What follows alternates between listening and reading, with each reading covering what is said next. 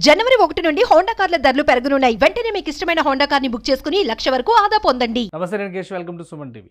ఆంధ్రప్రదేశ్ రాజకీయాల్లో మరొక కీలక ఘట్టానికి తెరతీస్తున్నటువంటి పరిస్థితి ఎదురవుతుంది.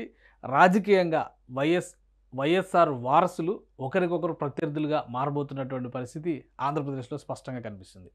ముఖ్యంగా ఆంధ్రప్రదేశ్ పీసీసీ పగ్గాలు అప్పగించడం అనేది వైఎస్ షర్మిలకి ఖరారైపోయినటువంటి పరిస్థితి. ఇప్పుడు ఆమె ఢిల్లీ ప్రయాణం అయ్యారు.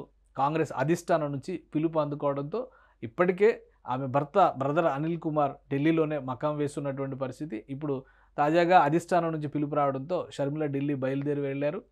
ఆల్రెడీ రాష్ట్రానికి చెందినటువంటి కీలకమైన నేతలు పీసీసీ కార్యవర్గంతో కూడా కాంగ్రెస్ అధిష్టానం సమాలోచనలు జరిపింది. ఒకరిద్దరు కొంత సానుకూలత వ్యక్తం చేయకపోయినప్పటికీ కూడా మిగతా వారందరూ కూడా షర్మిల రాకని ఆంధ్రప్రదేశ్ రాజకీయాల్లోకి స్వాగతించారు. గత ఎన్నికల్లో అంటే ముఖ్యంగా ఆంధ్రప్రదేశ్ విభజన తర్వాత గత 2 ఎన్నికల్లో కూడా కాంగ్రెస్ పార్టీ పూర్తిగా కుదేలైనటువంటి పరిస్థితి ఉంది. ఈ నేపథ్యంలో షర్మిలను తీసుకురావడం ద్వారా పార్టీలో ఒక జోష్ తీసుకురావచ్చని కాంగ్రెస్ పార్టీ అధిష్టానం భావిస్తుంది. ఇప్పటికే ఒక ఈక్వేషన్ ఆంధ్రప్రదేశ్ రాజకీయాల్లో నడుస్తుంది. వైఎస్ జగన్మోహన్ రెడ్డి ఆధ్వర్యంలో ఉన్నటువంటి వైఎస్ఆర్ కాంగ్రెస్ పార్టీ ఒంటరిగా పోటీ చేయడానికి సన్నాహాలు చేసుకుంటుంది. మరోవైపు తెలుగుదేశం, జనసేన ఒక కూటమిగా ఎన్నికలను ఎదుర్కోవడానికి సన్నద్ధం అవుతుంది. ఈ నేపథ్యంలో కాంగ్రెస్ పార్టీ షర్మిలని తీసుకురావడం ద్వారా ఒక బలమైనటువంటి సవాల్ని ఈ 2 కూటములకి కూడా ఇవ్వాలి అనేటువంటి సంకేతాన్ని ఇవ్వడం ఇప్పుడు ఆంధ్రప్రదేశ్ రాజకీయాల్లో కీలక మలుపుగా చూడాలి. ఇక షర్మిల ఆంధ్రప్రదేశ్ కాంగ్రెస్ పగ్గాలు చేపడితే ఆమె తల్లి విజయమ్మ ఏం చేయబోతారు?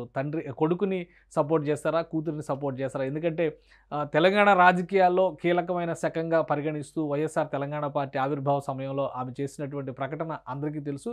ఆ ప్రకటన నేపథ్యంలో నిన్నటి వరకు కొడుకుతో ఉన్నాను, ఇప్పుడు కూతురు వెంటే ఉండాలనుకున్నాను, ఎందుకంటే షర్మిల కష్టకాలంలో ఉందనేటువంటి సంకేతాలు విజయమ్మ పంపించారు. ఆ నేపథ్యంలోనే వైఎస్ఆర్ కాంగ్రెస్ గౌరవ అధ్యక్షురాలి పదవి నుంచి కూడా విజయమ్మ తప్పుకోవాల్సినటువంటి పరిస్థితి అప్పుడు ఏర్పడింది.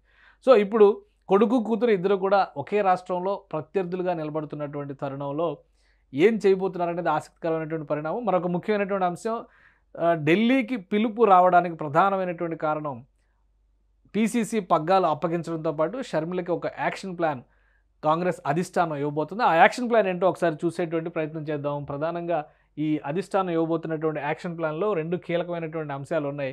ఒకటి, పార్టీని బలోపేతం చేసేటువంటి క్రమంలో 15% ఓట్లు దక్కించుకునే దిశగా పార్టీని నడిపించాలి అనేటువంటి ఒక లక్ష్యాన్ని నిర్దేశించడం, అలానే రాబోయేటువంటి రోజుల్లో ఆంధ్రప్రదేశ్ రాష్ట్ర విభజన తర్వాత జరిగినటువంటి నష్టాన్ని భర్తీ చేసుకునే విధంగా ఇప్పుడు విభజిత ఆంధ్రప్రదేశ్కి కావాల్సినటువంటి అవసరాలపైన కొన్ని సభలకి కాంగ్రెస్ పార్టీ కీలకమైనటువంటి ప్రణాళికను సిద్ధం చేసింది. ఆ సభలు ఏంటో ఒకసారి చూద్దాం. విశాఖపట్నానికి సంబంధించి విశాఖ ఉక్కు సంకల్ప సభ, అంటే విశాఖ ఉక్కు ఫ్యాక్టరీని ప్రైవేటీకరించేటువంటి ప్రయత్నం కేంద్ర ప్రభుత్వం చేస్తుంది కాబట్టి దాన్ని వ్యతిరేకిస్తూ కాంగ్రెస్ పార్టీ ఆధ్వర్యంలో ఉక్కు సంకల్ప సభ నిర్వహించాలని చెప్పని కాంగ్రెస్ అధిష్టానం ఒక స్పష్టమైనటువంటి డెసిషన్ తీసుకుంది. మరోవైపు రాజమండ్రి నుంచి పోలవరం పరిరక్షణ సభ, ఎందుకంటే పోలవరం ప్రాజెక్టు గత ప్రభుత్వాలు నిర్లక్ష్యం చేశాయి, కేంద్ర ప్రభుత్వం నిధులు విడుదల చేయటం లేదు. అలానే ఆంధ్రప్రదేశ్కి ఒక రకంగా వరప్రదాయని అయ్యేటువంటి ఈ ప్రాజెక్టుని నిర్లక్ష్యం చేస్తున్నారనేటువంటి మాటని ప్రజలకు తెలియజెప్పేటువంటి వ్యూహంలో భాగంగా రాజమండ్రిలో ఈ సభ నిర్వహించాలనుకుంటున్నారు. ఇక మూడవది, అమరావతి రాజధాని సాధన సభ.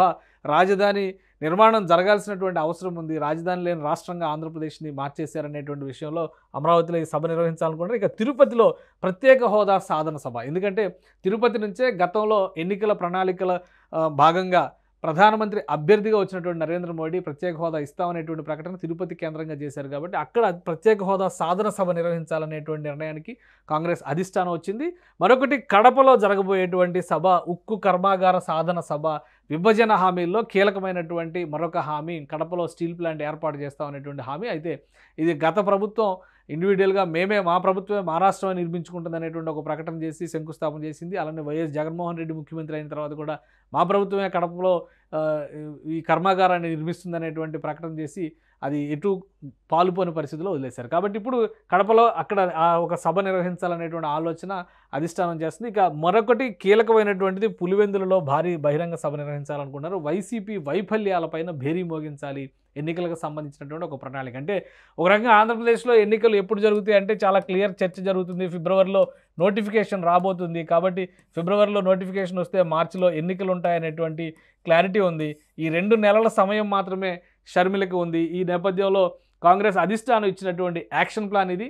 ఈ సభలు నిర్వహించాలి. ఈ 6 సభల నిర్వహణ ద్వారా ఆంధ్రప్రదేశ్ రాజకీయాల్లో కాంగ్రెస్ పార్టీ పునరాగమనాన్ని ఒక సంకల్పంగా తీసుకోవాల్సినటువంటి అవసరం ఉంది. అలానే ఈసారి ఎన్నికల్లో కనీసం 15% ఓట్లు సాధించడం ద్వారా ఆంధ్రప్రదేశ్లో కాంగ్రెస్ పార్టీ మరొక బలమైనటువంటి శక్తిగా రూపాంతరం చెందాలని కాంగ్రెస్ అధిష్టానం ఒక రూట్ మ్యాప్ను కూడా షర్మిలకి ఇవ్వబోతుంది. సో ఎప్పుడు పీసీసీ పగ్గాలు చేపట్టబోతున్నారు షర్మిల అనేది మాత్రమే మిగిలింది. షర్మిల రాక అనేది ఖరారైంది. రాబోయేటువంటి రోజుల్లో మళ్ళీ కాంగ్రెస్ పార్టీ ఆంధ్రప్రదేశ్లో పునరుత్తేజం పొందుతుందా లేదా అనేటువంటి విషయంలో కూడా కాంగ్రెస్కి కొన్ని లక్ష్యాలు, కాంగ్రెస్ పార్టీ కొన్ని లక్ష్యాలను నిర్దేశించింది. ఆ లక్ష్యాలను చేరుకునే దిశగా షర్మిల కసరత్తు చేయాల్సినటువంటి పరిస్థితి చాలా స్పష్టంగా కనిపిస్తోంది.